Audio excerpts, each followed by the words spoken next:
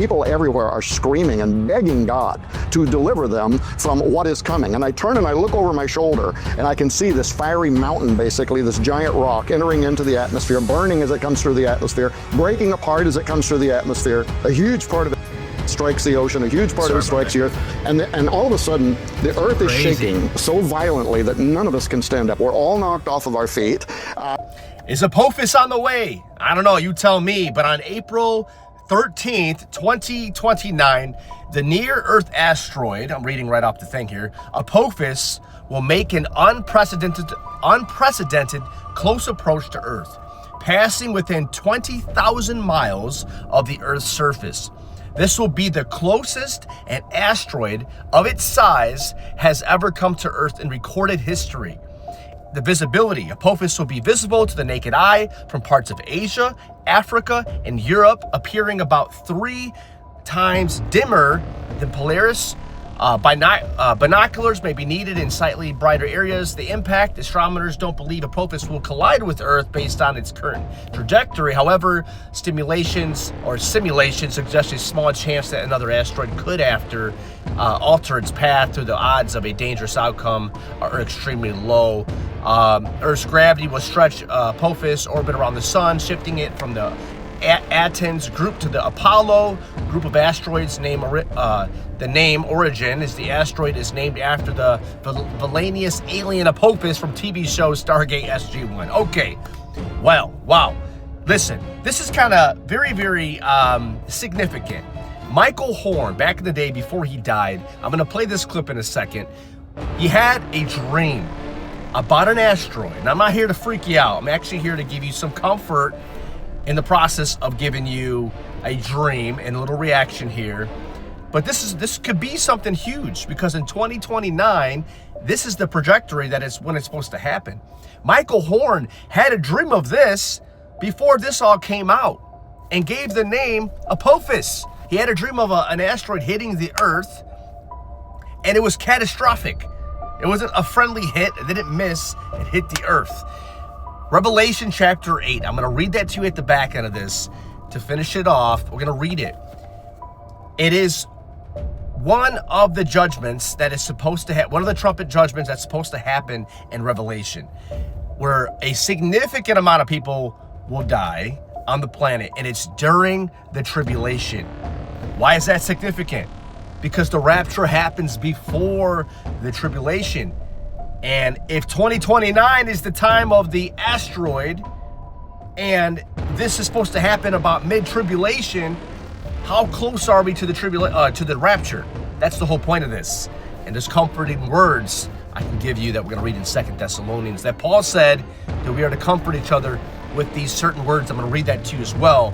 We are, I believe, guys, headed towards the rapture. And it's not just these situations with asteroids and trumpets and all this stuff.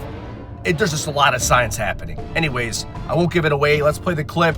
At the back end, I got something I'm going to read to you in Revelation and in 2 Thessalonians. Let's get into it.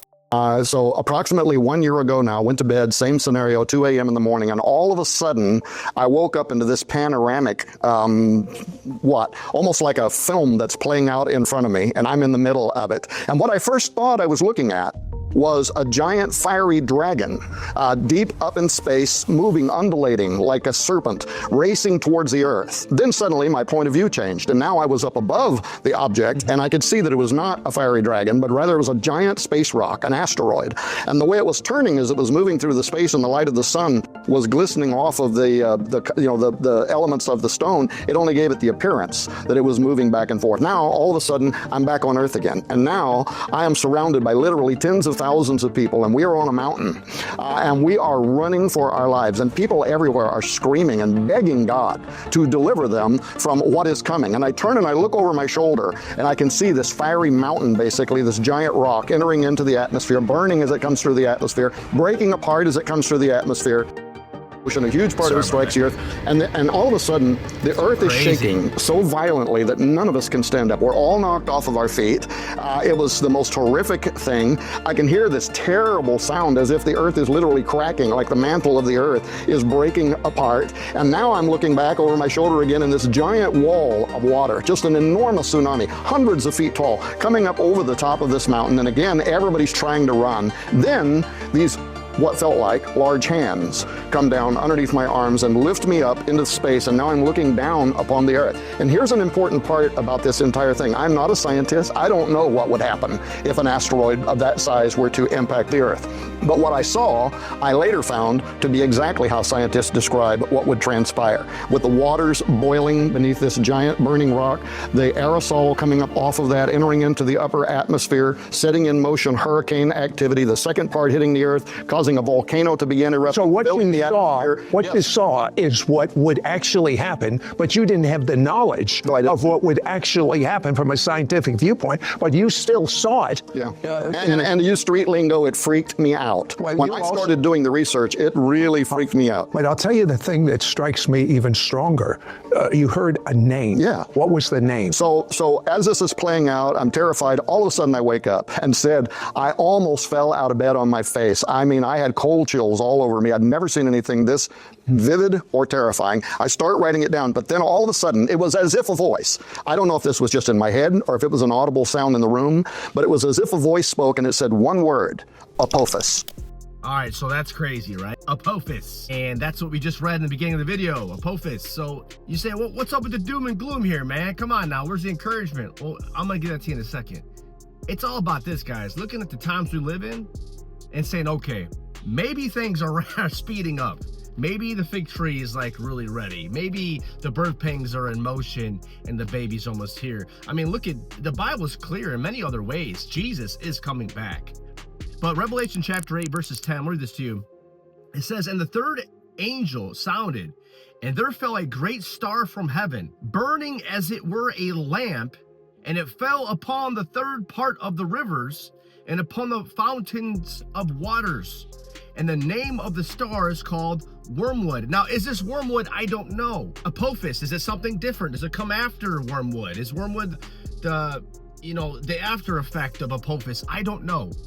But this is describing his dream and an asteroid that's coming in 29. He didn't know when the date was. They gave it a name. He gave it a name before they gave it a name. So why does that correlate? Why would God give him a dream with the exact same name of the exact same asteroid that is supposed to come in 29? I don't know. I'm just reading the Bible. If you pick up what it's put down, you tell me what you think in the comments below. But it says the name of the star is called Wormwood, and the third part of the waters became wormwood, and many men died, the waters, because they were made bitter. And the fourth angel sounded, and the third part of the sun was smitten, all this stuff. So, but that describes an asteroid hitting the earth during the tribulation. And it's a very similar type of catastrophic effects that he had in his dream that God gave him, I believe, that's similar or the same as the name Apophis that I just read to you, that is projected to come in 29 in April. Why is that crazy? It is to me. I don't know. It's just crazy how things are lining up in weird ways, right? But I'm going to read you something now, a little encouraging. We're going to wrap it up with a little encouraging word here. I said 2 Thessalonians chapter 4, but I meant to say 1 Thessalonians, I'm sorry. Chapter 4, verses 14 to 18. Watch this. Paul's talking, and he's comforting about Christians who have died, previous. He says, for if we believe that Jesus died and rose again, even so, them also which sleep in Jesus will God bring with him. This is encouraging stuff here, but it's tied into the rapture, because this is the whole point of this video, is to say, start looking up, things are happening and lining up. Asteroids or wars and rumors of wars, pestilence or whatever it is, that's all happening. The birth pangs are really intensifying.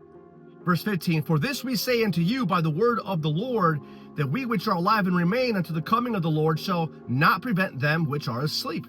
For the Lord himself shall descend from heaven with a shout, with the voice of the archangel, with the trump of God, and the dead in Christ shall rise first.